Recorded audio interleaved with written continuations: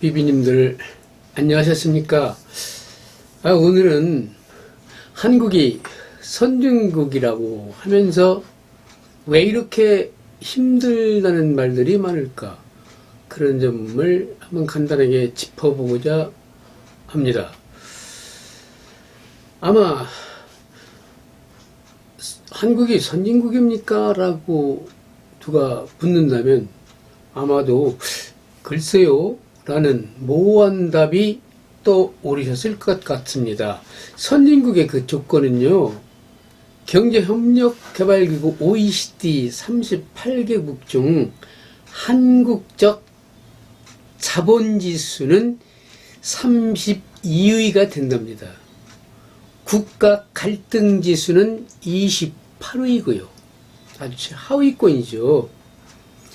여기서 사회적 자본이라 말씀드렸는데요. 간단히 말해서 한국 사회에서 구성원, 개인, 집단 간 신뢰 정도, 호혜성. 이게 우리나라는 OECD국 37개, 38개국 중 28등이다. 이런 말 아까 말씀드렸잖아요. 한마디로 그러니까 사기꾼. 즉 신뢰성이 없는, 그래서 갈등, 유포, 참 살기 힘든 사람들이 많이 모여 사는 곳, 그렇게 평가한 지표일 거예요.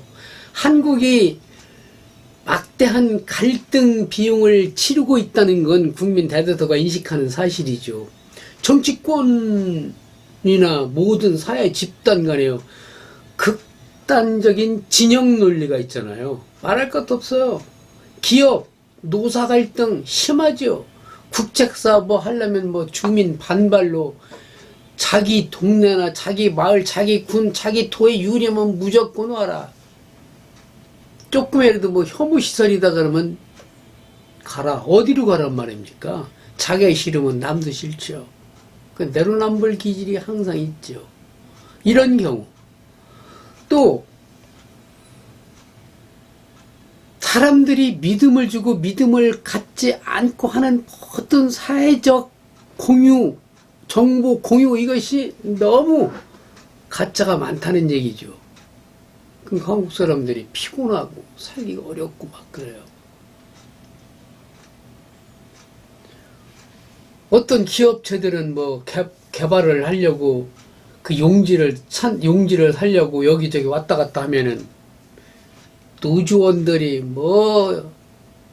하지 마라 해라 공사 방해 껐듯하면 사생결단이다 노노 갈등 이런 것들이 많으니까 우리나라 기업들이 그만큼 안정적인 생산과 발전을 못한다는, 그게 사회적 간접자본을 지금 말씀드리는 겁니다.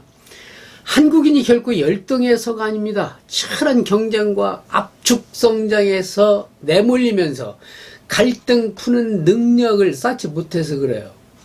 타협을 끌어내는 통큰 리더십도 찾아보기 힘들고, 미래 세대라도 희망이 있으면 좋겠는데 학교의 전인교육은 요원하고 코로나 팬데믹까지 있어서 공동체 의식을 기를 기회마저 박탈당하고 있습니다. 사회가 분열되고 불평등이 심해지면 사회적 안정성이 떨어지는 거 아니겠습니까?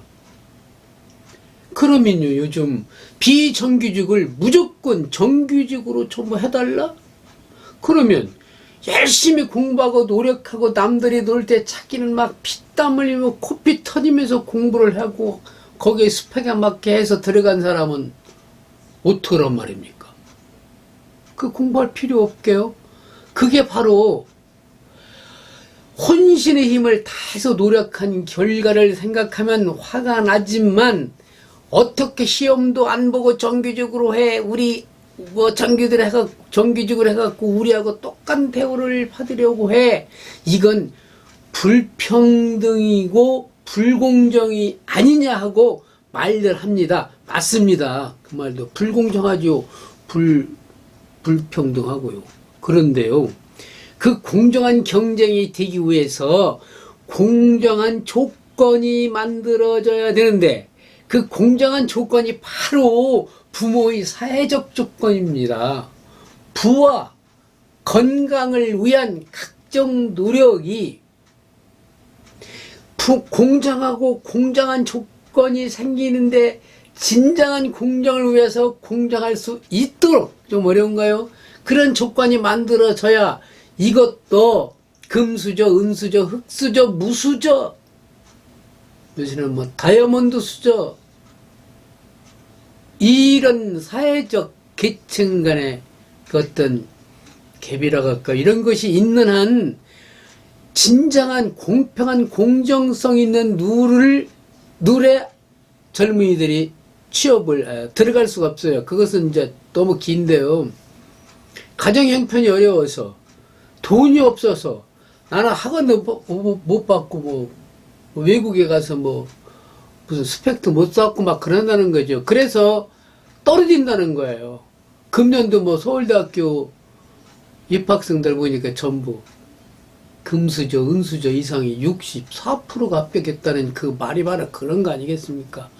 아이들이 똑같이는 공부도 잘하고 다 하는데 가정 환경이 나빠서 공부를 잘 못해갖고 공정한 시험에서 떨어졌다, 이렇게 표현하시면 들으시면 편할 거예요. 그것이 바로 룰의 공정성이 없었다는 이야기예요. 그 말도 맞긴 맞아요. 그래서 이제 쉽게 얘기하면 이런 게 있겠죠. 예를 들어서 어느 회사가요, 1년 후에 10명을 뽑는데 12명한테 얘기를 했어요. 다 통보한 게 아니라 12명 보고 너희들 중에 시험 봐서 합격하면 10명 합격하고 2명은 떨어진다. 그럼 사람들이 2명 떨어지니 설마 내가 떨어지겠어? 그러면서 열심히 1년 동안 공부를 하겠죠. 스펙도 쌓고 체력도 기르고 뭐 자소서다 뭐다 뭐 해가지고 막 했는데 봤습니다. 당연히 두 사람은 떨어졌죠. 떨어진 사람이 뭐라고 하겠습니까? 나는 능력이 없어서 떨어진 거야. 난 능력이 없었어. 이렇게 젊은이들이 좌절하고 말죠. 근데 이게요, 문제라는 거예요. 지금 시험제도는 안 그렇잖아요. 공무원 무조건 몇천 명 뽑는다. 어느 회사는 공공명 뽑는다. 어느 회사는 뭐 공공공명 뽑는다. 해놓고 누구든지 시험을 보게, 이게 어떻게 보면 공정하게 하는 거예요. 아무거나 불사로 봐라. 실력 있는 사람만 붙어라, 이건데 그게 경쟁 일변도로 뽑는 이런 모든 시스템이 사회의 갈등을 야기한다고 그래서 스웨덴이나 독일이나 이런 아주 정말 선진국들은 우리나라처럼 그런 식으로의 그런 사회가 아니고 정말 젊은이들이 집 걱정 없는 뭐 그런 사회 같아서 그건 너무 복잡해서 여기서는 짧은 시간 말씀 못 드리고요. 이런 거예요. 오늘날의 취업이 10명 모집에 응모자는 누구나 다입니다. 아까 말씀드렸죠. 공무원 시험이나 보던 회사가요. 그런데요, 이렇게 해요. 10명 뽑는다고 했는데 그 회사가 2개만 더 놓으면 12명 모두가 다 합격하잖아요.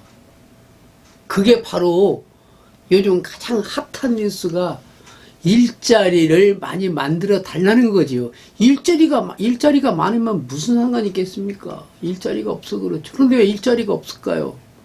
그만큼 기업들이 일자리를 창출할 수 있는 그런 기업 환경이 안 되게 만든 것은 어찌 보면 우리나라 국민성일 수도 있다 이겁니다. 그래서 일자리를 늘려야 한다고 항상 정부에서, 지난 정부나 지금 정부나 지지난 정부나 일자리를 늘려야 된다. 일자리가 가장 중요한 것이다 했어요. 일자리가 늘어나야 취직을 하고 돈을 벌여요. 돈을 벌여야 집을 사고 결혼하고 자식을 낳지요. 무슨 집을 못 사는데 결혼을 해요. 결혼을 안 하는데 무슨 출산율만 0.8이라고 막 방송해봤죠. 젊은 사람들은 그거 듣고서 무슨 생각하겠습니까? 결혼을 못하게 만들어놓고 무슨 출산율 타령하고 있어요.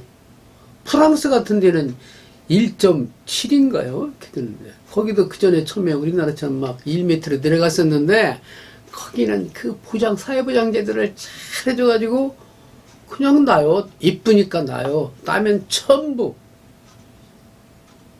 자기가 하는 게 아니라 국가 기관에다 다 자녀를 키워준단 말이죠. 키우는데 돈이 안 들어가게. 우리나라요? 지금 하나 놔보세요. 어떻게 키워요?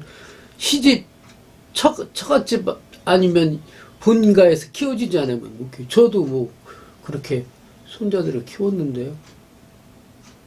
그래서요, 모든 회계는 아까 말씀드린 10개의 의자를 12개의 의자로 만들어 놓은 것, 즉 일자리를 많이 만들어 놓으면 우리나라가 선진국 대열에 들어가서 지금은 빵빵하게 잘 살 수 있는 나라가 언제쯤 올까요?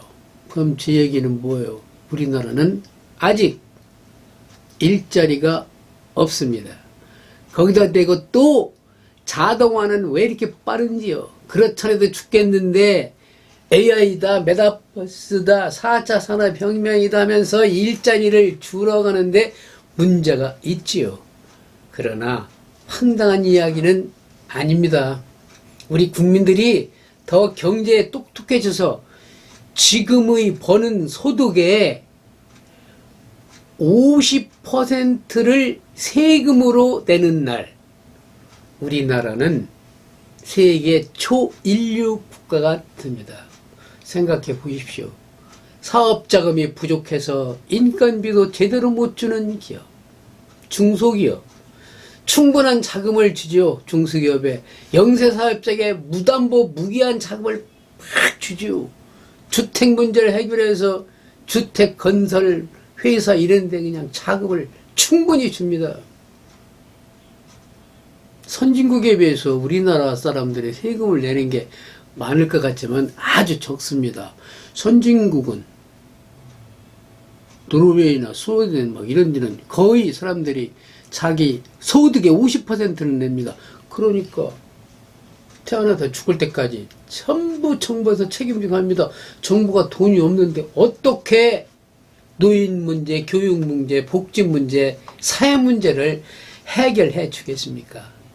여러분, 조금만 우리나라도 민도가 발달돼서 세금을 더 많이 내는 그런 나라가 돼서 정치하기 쉽게 만들어주는 것도 우리 국민들이 할 일이라고 제가 말씀드립니다.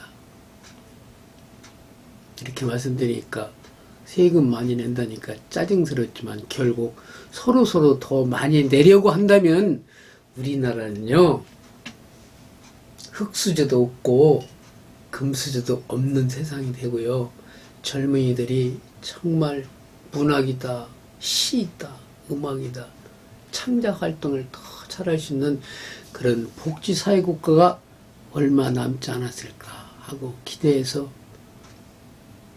여러분들에게 말씀을 드렸습니다. 너무 유도표적인가요? 그러나 우리 비비님들이 살아있는 한 우리 후손들에게는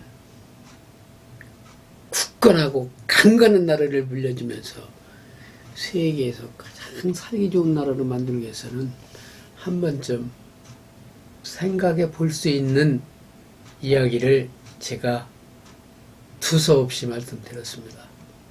비밀을 다음 시간에는요, 선진국이 되기 위한 조건 중에서 또 어느 부분을 확대해 가지고 또 한번 말씀을 드려보겠습니다.